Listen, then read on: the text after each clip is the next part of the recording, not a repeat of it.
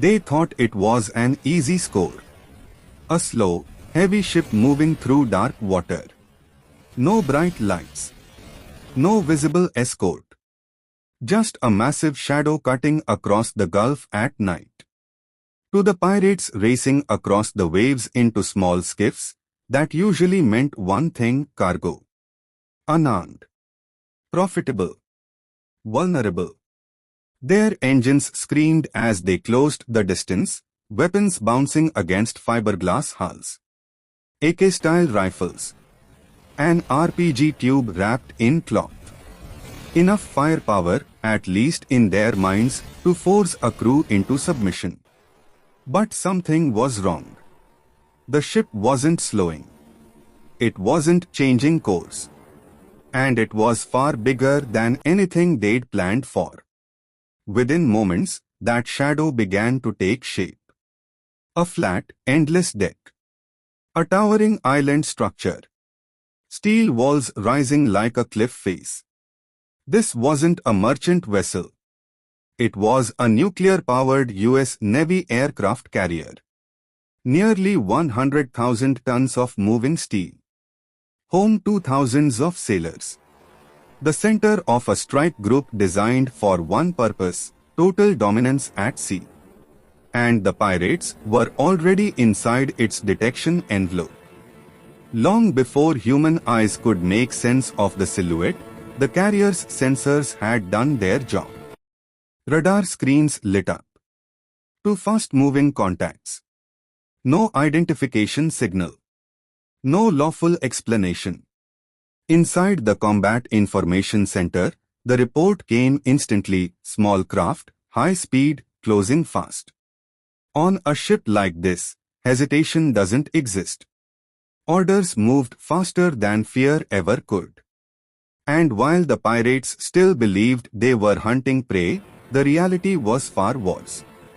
They had just sailed straight toward the most protected warship on the planet. End of Part 1. The pirates never noticed the moment everything shifted. To them, the sea was empty and quiet.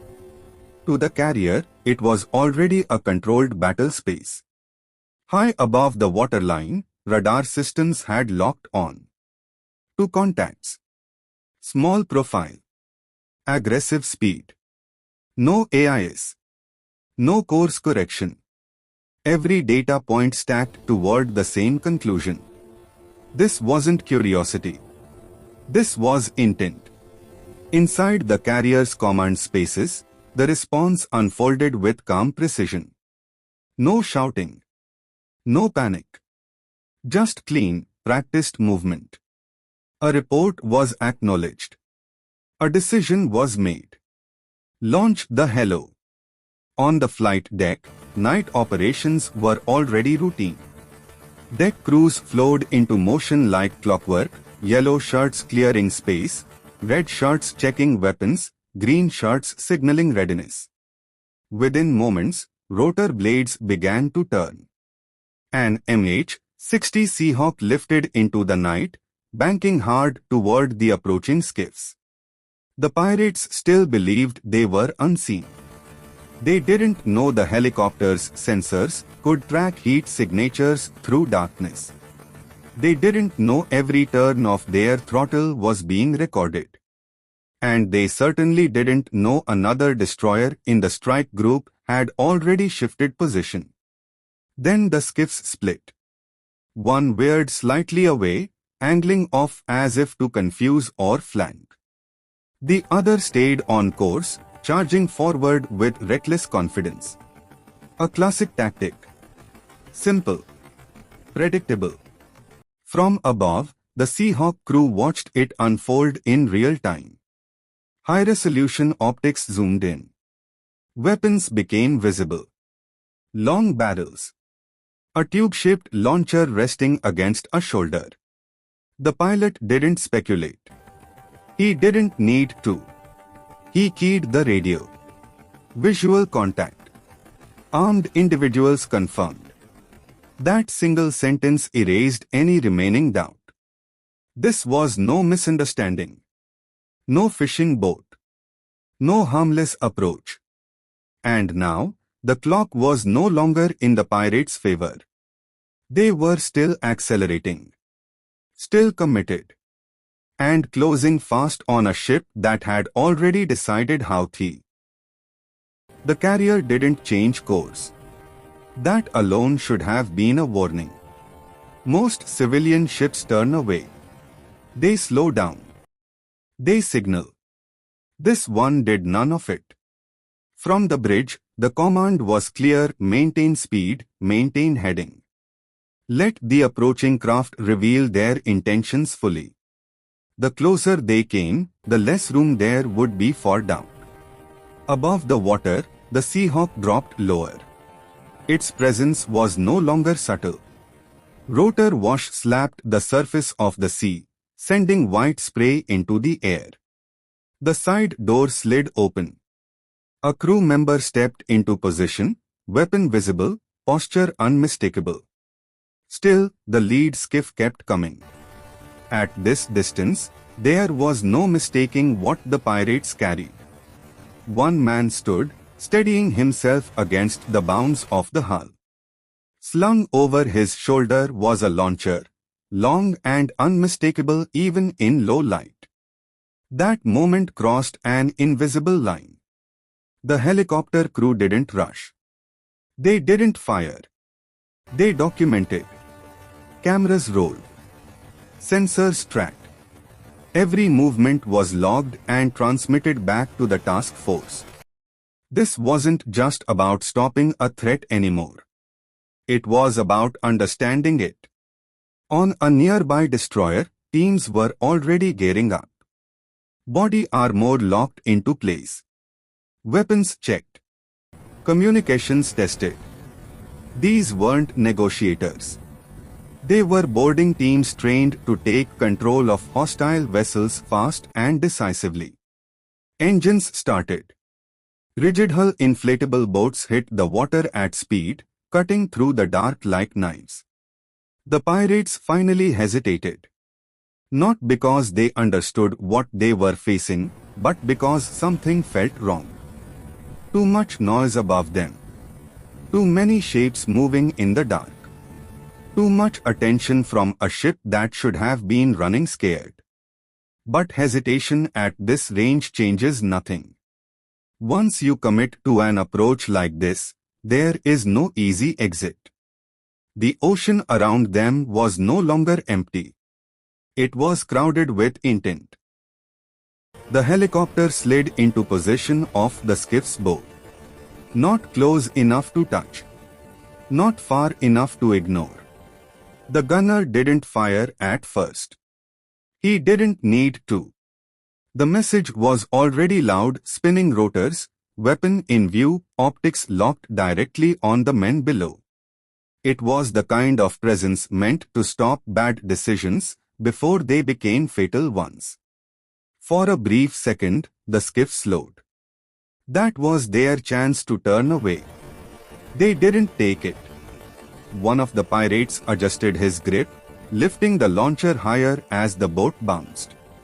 Whether it was panic or bravado didn't matter. From above, the posture was clear enough. The Seahawk crew didn't debate. A short burst cracked across the water, rounds striking the sea just ahead of the skiff's bow. Perfectly placed. Close enough to be undeniable. Far enough to leave no excuse. That was the final warning. The effect was immediate. Engines stuttered. Bodies dropped low. Chaos replaced confidence in an instant. One weapon hit the deck. Another slipped over the side into the water. But by then, the response was already in motion. From the darkness behind them, fast-moving shapes appeared. Two RHIBs, engines roaring, converging from different angles. One cut across the skiff's escape path. The other closed from the rear. The pirates were boxed in. Loudspeakers broke through the noise. Drop your weapons. Hands where we can see them. Now. There was no shouting from the Navy. No threats. Just commands, short, direct, final. Some of the men complied instantly. Others froze, unsure which move would get them killed faster.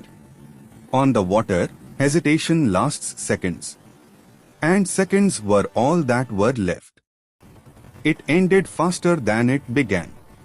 The RHIBs surged forward, riding their own wakes as boarding teams rose into position.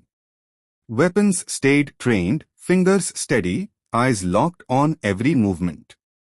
No one rushed. No one hesitated. 30 seconds. That was all it took. One pirate tossed his rifle overboard without being told again. Another dropped flat against the deck, palms open, staring at the floor of the skiff like it might disappear. The man with the launcher froze, then slowly lowered it, choosing survival over pride. Smart decision. Flex cuffs snapped tight. Weapons were kicked clear. The skiff's engine was cut. Control was absolute and immediate. Above them, the helicopter stayed in orbit, watching everything. No celebration. No adrenaline dump. Just overwatch, making sure nothing unexpected surfaced from the dark water. The aircraft carrier itself never fired a shot. It didn't need to. This was how a strike group worked: layers of response, each one perfectly suited to the level of threat. The carrier stayed on mission. The escorts handled the mess. The skiff was secured. The suspects were searched. Every item was catalogued. Phones. GPS units. Fuel cans. A battered radio taped together like it had been dropped more than once. Nothing was ignored. Nothing was treated as coincidence. As the detained men were transferred to a nearby destroyer, the carrier continued forward, steady and unstoppable. Aircraft launched from the deck as if nothing had happened. For most of the crew, it was just another routine night at sea. The pirates, meanwhile, lay silent on the deck, staring at unfamiliar boots and steel walls. Only now did the scale of their mistake begin to sink in. They hadn't been stopped by luck. They had been stopped by design. The second skiff didn't vanish. It slowed, altered course, and drifted away from the scene just enough to look uninvolved. From the surface, it might have fooled a nervous merchant crew. From above, it fooled no one. Unmanned sensors picked it up almost immediately: thermal bloom from a hot engine, movement patterns that didn't match fishing, a course that made sense only if you were trying not to be noticed. A drone tracked it quietly. 6 nautical miles out, the skiff idled near a fishing vessel that looked almost too clean. Fresh paint. No nets deployed. No signs of work. Just waiting. That detail mattered. Another destroyer in the strike group adjusted course. Boarding teams were already prepared. There was no rush, no drama, just the smooth continuation of a process already underway. RHIBs hit the water again. This time, there was no warning shot. The skiff was intercepted cleanly, engines cut, occupants detained without resistance. The fishing vessel was boarded next. Its crew offered no fight, but their equipment told a different story. Hidden compartments. Unregistered electronics. A laptop sealed in plastic, powered down but not forgotten. That laptop alone justified the entire operation. Back on the carrier, intelligence teams were already reviewing live feeds. Every new piece fit into a wider pattern. Routes, timing, communications. This wasn't random desperation, it was part of something larger. The pirates on deck didn't know that yet. They still thought this was about one bad decision.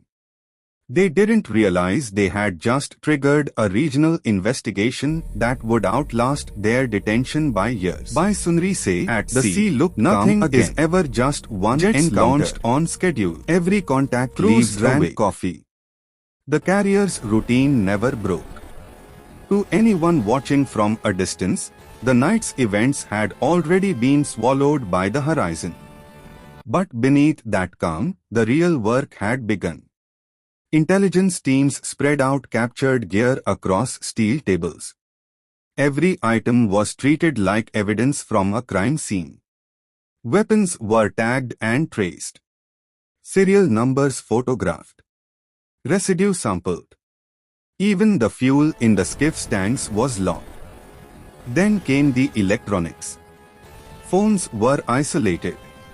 Radios were powered up inside shielded containers. The laptop from the second vessel drew immediate attention, its storage packed with navigation points, message fragments, and contact lists that didn't belong to simple sea bandits. Patterns started to form. Routes matched known smuggling corridors. Frequencies overlapped with past intercepts. One signal signature lined up with activity tied to illicit weapons movement across the region. This wasn't just piracy. It was reconnaissance. Testing reactions. Measuring response times. Seeing what would happen if small, disposable actors pushed toward something big. That realization changed everything. Data was transmitted up the chain within hours, shared with regional commands, coalition partners, and maritime patrol units operating nearby. Satellites shifted focus. Patrol zones quietly adjusted. The pirates had been neutralized. But the network behind them was now exposed. At sea, that's how escalation works, not with explosions, but with information. And someone, somewhere, had just lost their advantage. By the next morning, the ocean had fully erased the evidence. No wreckage. No smoke. No headlines drifting across the waves. The aircraft carrier continued its patrol, launching fighters, coordinating escorts, projecting power like it always had. To the world, it was just another day at sea. But the message had already been delivered. Not through words. Through precision. Anyone watching learned the same lesson. A US aircraft carrier is never exposed, never isolated, and never surprised. What looks like a single ship is actually a moving system, air, surface, subsurface, and space, all working as one. The pirates learned it the hardest way possible. One of them finally asked a quiet question while being escorted below deck. He genuinely believed they had chased a cargo ship. When someone told him what they had actually approached, the color drained from his face. There was nothing left to say. Because the truth was simple. They weren't stopped by luck. They weren't stopped by bravery. They were stopped by inevitability. A carrier strike group doesn't react emotionally. It reacts mathematically. Every move is calculated, layered, and overwhelming long before a threat realizes it's been noticed. That's why these ships don't issue warnings to the world. They don't need to. The absence of chaos is the warning. And for anyone thinking of testing that reality, the lesson is already written across the sea. Some targets don't just fight back, they end the story before it ever begins.